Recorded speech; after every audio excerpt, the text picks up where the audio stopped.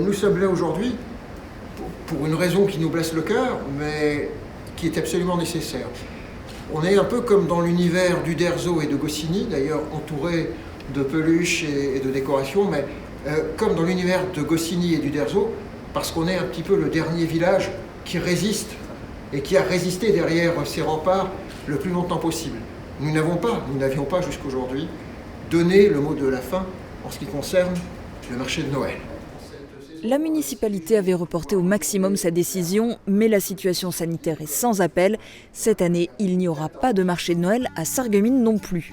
La ville n'entend pas sombrer dans la morosité pour autant et veut maintenir une ambiance de Noël. Illumination dans toute la ville, mise en place de décorations, diffusion de chants de Noël par les haut-parleurs du centre-ville. Mais aucun chalet de commerçants ni d'associations.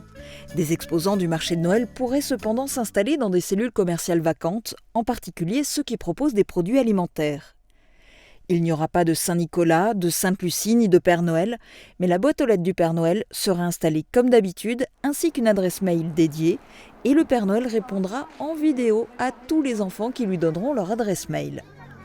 Pour soutenir les commerçants, en espérant qu'ils puissent tous rouvrir leurs boutiques, l'opération 2 heures gratuites sera reconduite dans les parkings du Moulin et du Carré Louvain du 27 novembre au 9 janvier. Et des chèques cadeaux sont mis en place à utiliser dans les boutiques sarregueminoises.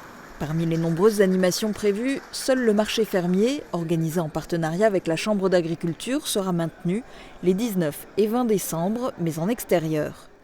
Un plan B sera activé dès que les autorités donneront le feu vert si les directives nationales évoluent dans ce sens.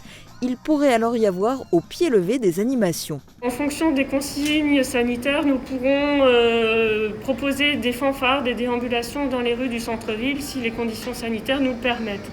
Nous sommes encore en contact avec Mathieu Otto pour travailler sur la table de Noël. C'était vraiment un projet qui nous tient à cœur. L'année dernière, ça avait très très bien fonctionné au musée. Donc cette année, depuis le mois de septembre, Mathieu Otto travaille sur un projet de table végétalisée avec nos collègues des espaces verts. Donc c'est un projet magnifique. Il faut simplement que le musée puisse s'ouvrir, que les ERP puissent s'ouvrir. Et même s'il faut ouvrir à partir du 15 décembre, on mettra tout en place pour que le public puisse découvrir cette merveilleuse table. Même la patinoire pourrait être installée sur la zone piétonne dans les 48 heures suivant le feu vert.